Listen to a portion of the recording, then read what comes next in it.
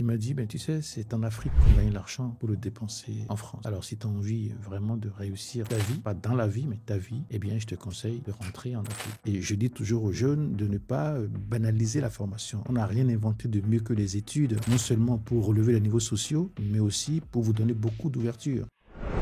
Après ses études en France, notre invité du jour a décidé de plier bagages pour rentrer en Afrique suite à un conseil de son beau-père qui lui avait dit « C'est en Afrique qu'on fait de l'argent pour le dépenser en Europe, si on veut. » Alors même qu'à cette période-là, beaucoup de jeunes pensaient que l'Eldorado était en Europe, il a décidé de rentrer en Afrique.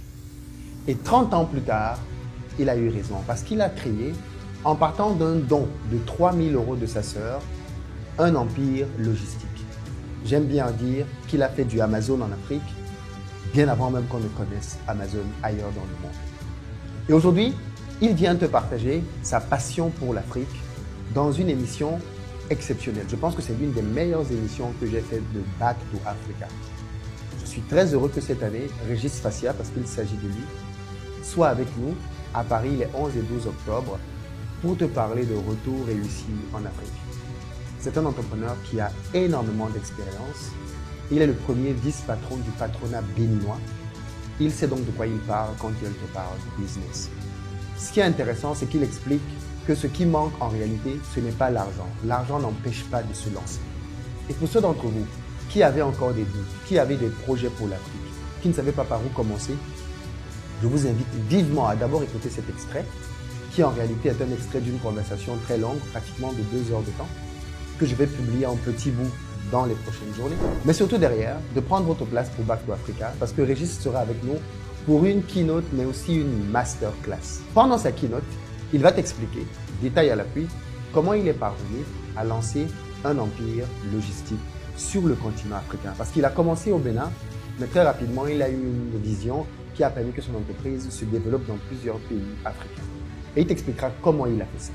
Et pendant sa masterclass, il te parlera des opportunités qu'il y a dans le B2B. Parce que bien souvent, quand nous voulons lancer des business, nous pensons à lancer des business à destination de qui? Des particuliers. Alors qu'il y a aussi des opportunités vis-à-vis des entreprises. Et il te partagera cela dans une masterclass spéciale. Il te viendra du Bénin pour te partager tout cela. Tu dois donc absolument être là. D'autant plus qu'en ce moment, tu as une grosse promo pour être à Back to Africa. 2 tarifs que tu dois retenir. 99 €, c'est le prix pour assister aux 2 journées à distance. Peut-être que tu ne peux pas être en France les 11 et 12, mais tu ne veux rien manquer, c'est parfaitement possible pour toi de suivre cette journée à distance en prenant une option stream à 99 € au lieu de 300 €. Nous sommes donc en méga promo en ce moment. Et pour ceux d'entre vous qui veulent venir sur place, qui veulent faire des rencontres, qui veulent connecter, discuter directement avec Régis Fassia, Bertin Thiofo et tous mes autres invités, je vous annonce qu'en ce moment, les tarifs sont à 150 € au lieu de 450 €. Là encore, on a divisé le prix par 3. L'objectif est clair. Vendre un maximum de tickets à ce prix-là pour ensuite augmenter les tarifs. Tu as donc tout intérêt, si tu veux être là cette année, à prendre tes tickets maintenant. Parce que chaque jour qui passe, tu cours le risque de voir les prix grimper.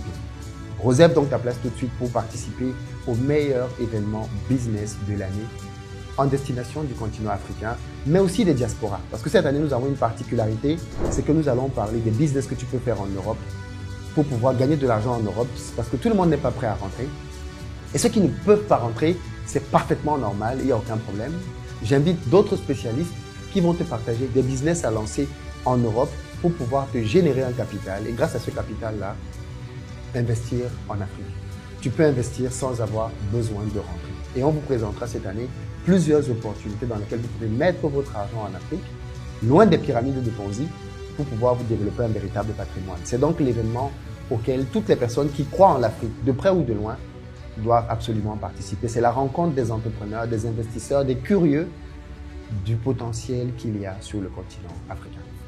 Dans la barre de description et en commentaire, tu as les liens épinglés pour prendre ta place. Pour l'heure, je te laisse découvrir Régis Fassia parce qu'il y a des chances que tu ne connaisses pas encore cette pépite. C'est parti! Ça fait 30 ans que j'attends ce jour. 30 ans que j'attends vous exprimer toute ma gratitude. En 1995, naquit dans un vieil immeuble dans la ville de Cotonou au Bénin, le Top Chrono, à la faveur d'un montant de 2 millions de francs CFA, gracieusement offert par ma sœur Carole, parce qu'à l'époque, aucune banque ne croyait à mon projet et personne ne voulait me financer.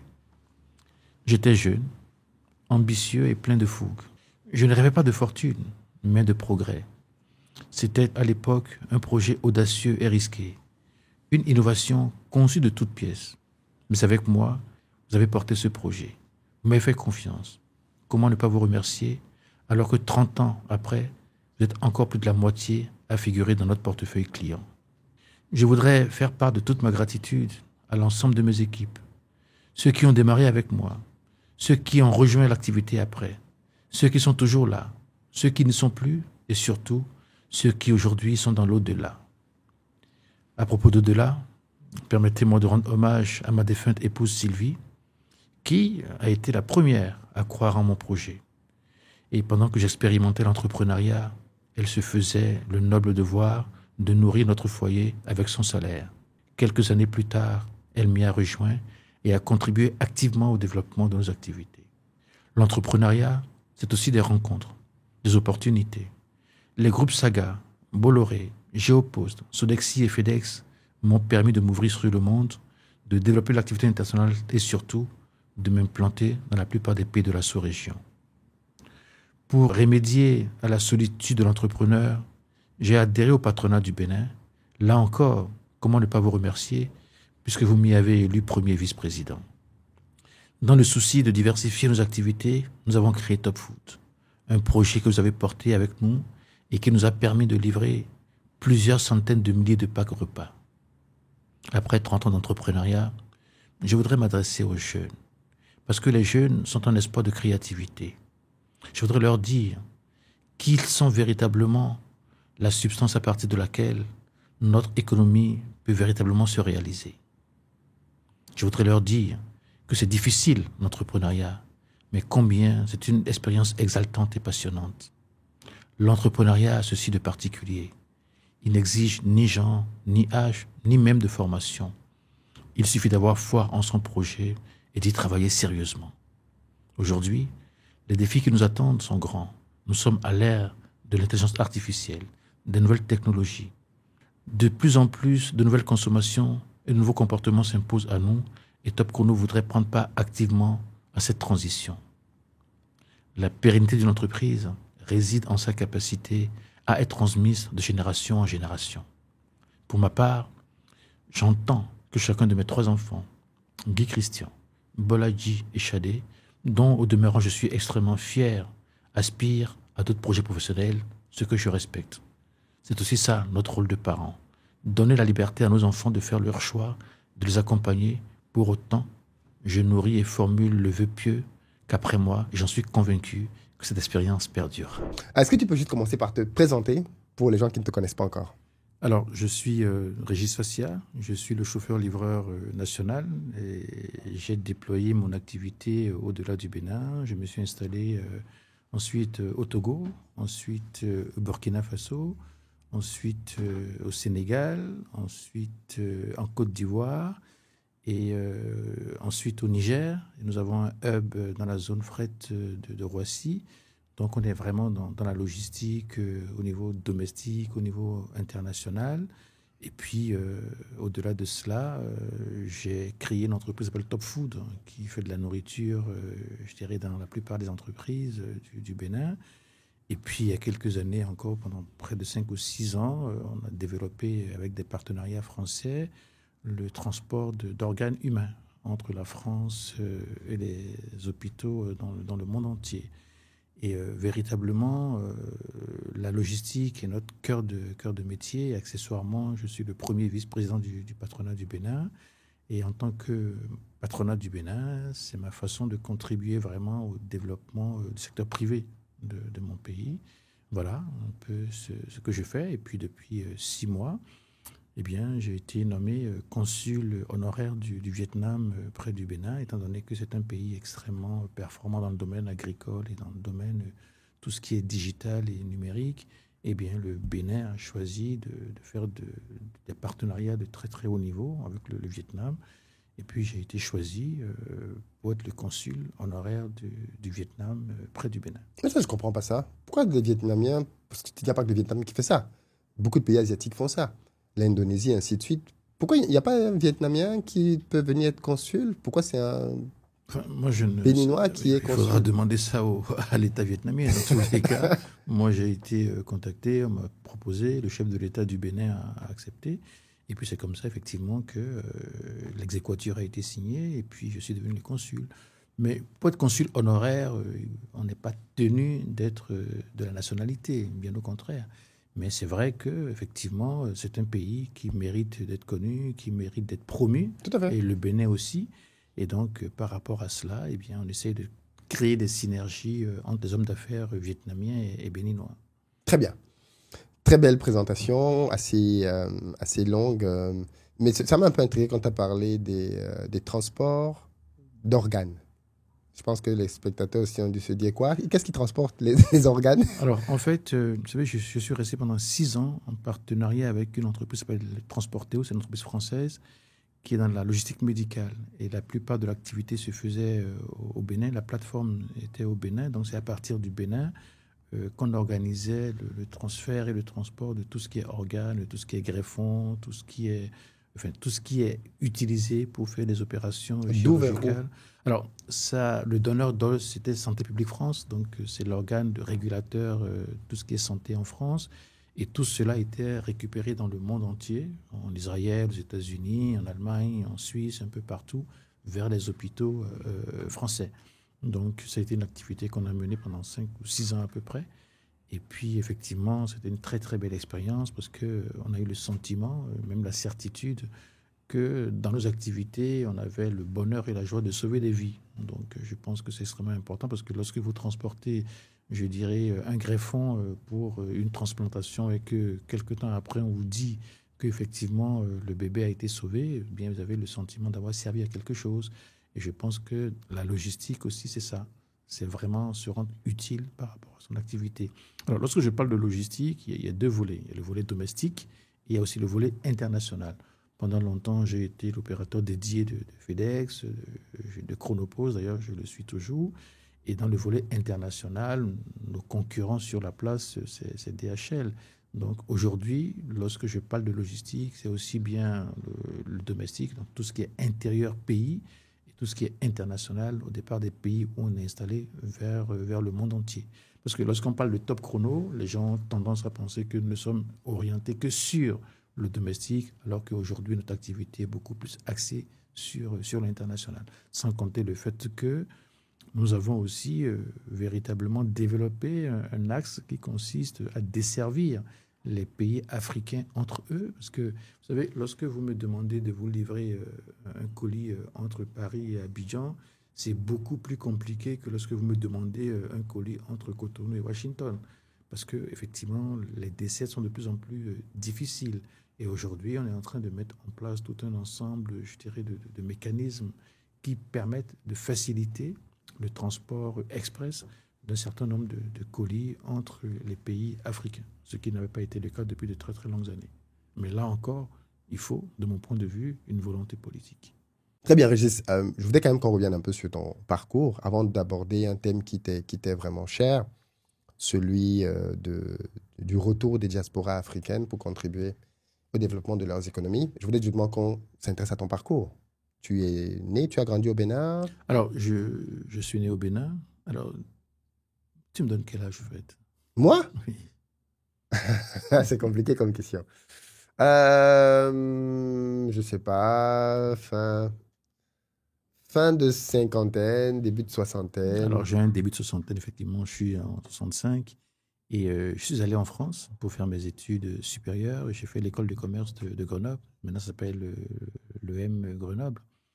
Et après mon cursus d'école de commerce, on avait le choix dans les entreprises différentes françaises. Et à l'époque, de mon temps, les entreprises qui nous intéressaient, on les appelait les Big Eight. Il y a Arthur Andersen, KPMG, Deloitte, tout ça. Et puis, c'était vraiment le grand challenge d'être embauché dans ces entreprises-là. Et je me rappelle, quand j'ai fini mes études, j'ai eu la chance de trouver un travail qui me plaisait, qui semblait intéressant. Et puis, j'ai monté mon contrat à celui qui est devenu mon beau-père, qui s'appelle Guy Poyon.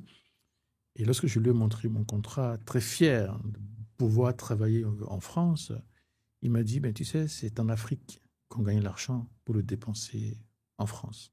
Alors, si tu as envie vraiment de réussir ta vie, pas dans la vie, mais ta vie, eh bien, je te conseille de rentrer en Afrique. En tout cas, en ce qui me concerne, tu sors avec ma fille. Moi, je n'ai pas l'intention de favoriser son implantation, son installation en France. Je conçois et admets qu'à la fin de ses études, elle va partir, va retourner au Bénin. Eh bien, je pense que ça a été le déclic qui m'a C'était emmené. un Béninois. Ah oui, bien sûr, M. Pognon, c'était un Béninois. C'était un Donc, Béninois, Pognon, ça comme peut ça. être français. Non, non, c'était un Béninois. Et c'est vrai que cette sensibilisation a été pour moi le déclic. Et s'il y a une Très tôt dans chose, ta carrière. ah ben très très tôt, j'avais quoi? Je finissais mes études, j'avais 25, 26 ans, je ne sais plus. Et je crois que après cette réflexion de Guy Pognon, je n'ai pas fait un mois en France. Ah oui, Ah bah oui. Vous savez, après, quand on fait les écoles de commerce, c'est très facile de trouver du travail. C'est pour ça que c'est extrêmement important la formation.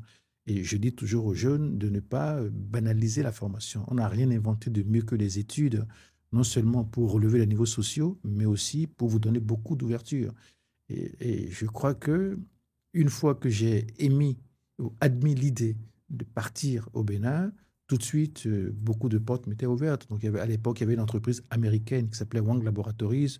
Je pense que vous êtes un peu jeune pour connaître cette entreprise. En tout cas, de notre temps, c'était une très, très grosse boîte informatique qui cherchait un directeur commercial sur le Bénin, la Côte d'Ivoire. Et puis, un chasseur de tête m'a contacté. Et c'est comme ça que je me suis retrouvé directeur commercial de Wang pour le Bénin et le Togo. Et je crois la Côte d'Ivoire aussi, en tout cas pour le Bénin et le Togo.